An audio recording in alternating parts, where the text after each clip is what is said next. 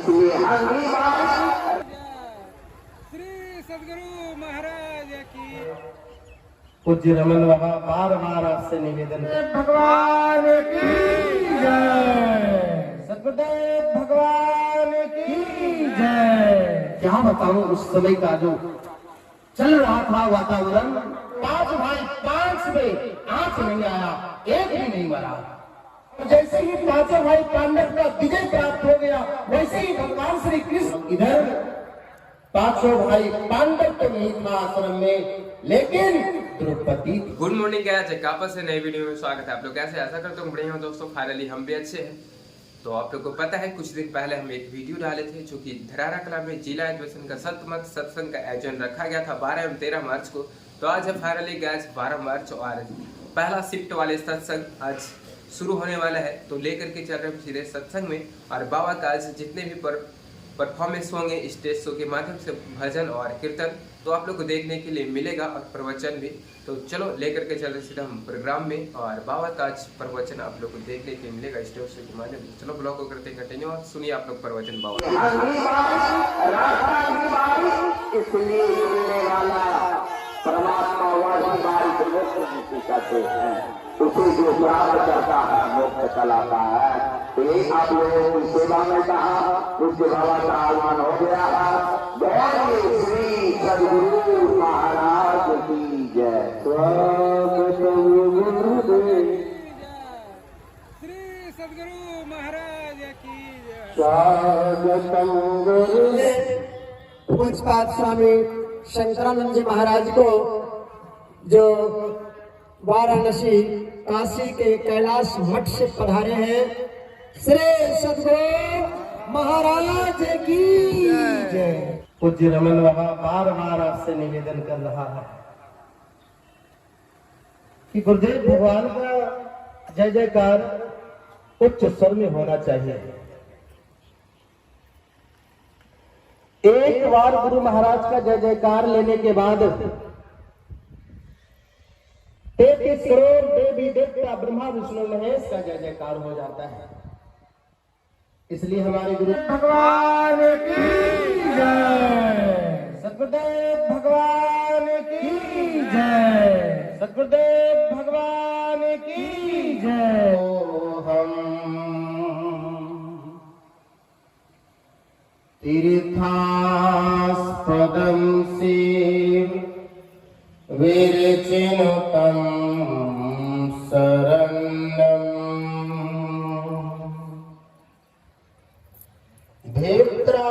भित्रारतेऽहं प्रणतपाल भवादिपोतं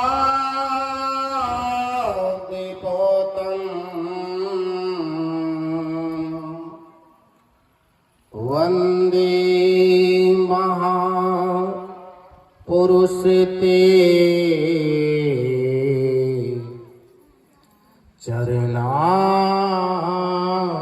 चरणारविन्दं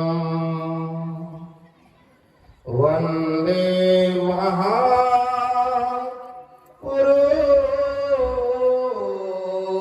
ते चरणारविन्दं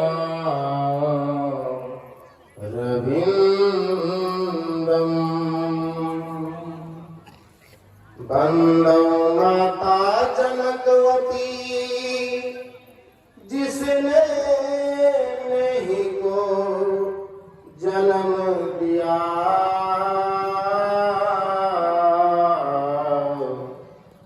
माता जनकवती के गोद में खेला। क्या बताऊं उस समय का जो चल रहा था वातावरण, क्रोध में आ गए। कहा भीम ने ही मुझे मारा है और जान को चूर चूर कर दिया है, पूरे शरीर में खून लगा हुआ है, जमीन में भी खून लगा हुआ है।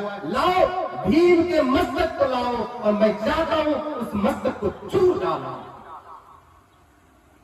सजनों, लेकिन कपड़ा भी बना हुआ है। हाँ, दुर्योधन भी समझ रहा था कि 5 भाई पांडव का ही मस्तक अश्वत्थामा ने लाया है, लेकिन पांचों भाई पांडव का तो मस्तक नहीं था, उनके पुत्र का था। आहा, होता क्या है कि रो रहे थे, चिल्ला रहे थे, चिल्ला करके यही कह रहे थे, हाय मैंने किसका क्या बिगाड़ा जो कि आज मुझे यह दुख देखना पड़ रहा है। दुर्योधन जमीन पर लेट करके रो रहा था। क्यों? भीम ने इतना गदा मारा था कि उसके जान को चूर चूर कर दिया था, पूरे शरीर खून ही खून था। पछता रहे थे दुर्योधन। बगल से ही उसके मित्र पार हो रहे थे। कौन? अश्वत्थामा। उन्होंने देखा क्या कि दुर्योधन चिल्ला रहे हैं, पहुंचे हैं।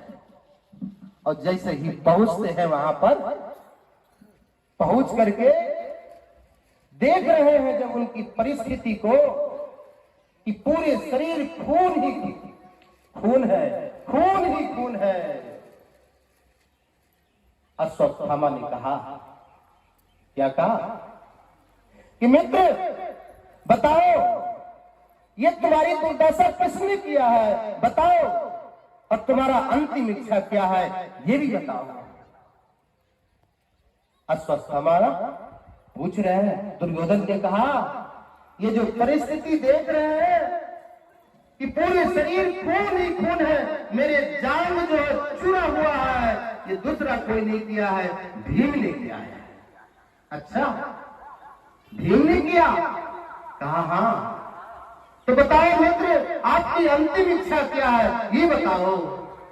कहा अंतिम इच्छा यही है, अगर आप पूरा करना चाहते हैं अश्वत्थामा तो जाओ। ऐसे ही चूर हो गया तो पता है दुर्योधन ने कहा, क्या अश्वत्थामा ये भीम का मस्तक नहीं है क्या? क्योंकि भीम का मस्तक तो हम चूर नहीं कर सकते हैं। कैसे चूर हो गया बताओ, ये किसका मस्तक है?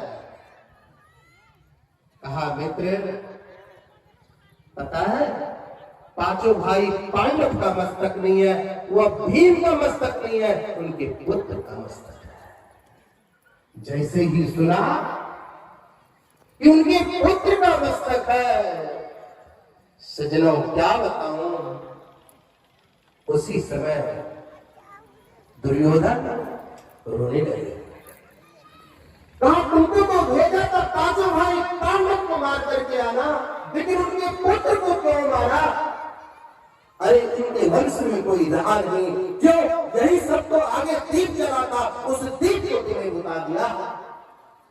लेकिन वो पांच भाई पांच में आंच नहीं आया, एक भी नहीं मरा। अगर तुम चाहते हो तो जाओ उस पांचों को मार करके मेरे सामने लाओ। कहा मित्र चिंता मत करना, चिंता मत करना, अभी जा रहा हूं, और आपका जो वचन है उस पांचों को मार करके लाओ, मैं अभी लाता हूं। अश्वत्थामा जाने लगा। कहां पर? पांचों भाई पांडव का जो आश्रम था उसी आश्रम में। और जैसे ही पांचों भाई पांडव का विजय प्राप्त हो गया, वैसे ही भगवान श्री कृष्ण ने पांचों भाई पांडव को ले गए थे। कहा? बाहर, आश्रम के बाहर खुशी मनाने के लिए कि चलो तुम्हारा विजय हुआ है, विजय की खुशी में बाहर चलते हैं घूमने के लिए। और इधर पांचों भाई पांडव तो नहीं था आश्रम में, लेकिन द्रौपदी थी। द्रौपदी सोई हुई थी और वह घुसते हैं अश्वत्थामा। और पता है सजनों क्या करते हैं? जिस बिस्तर पर पांचों भाई पांडव सोते थे ना, वहीं पर पहुंचते हैं अश्वत्थामा और देख रहे कि पांचों भाई पांडव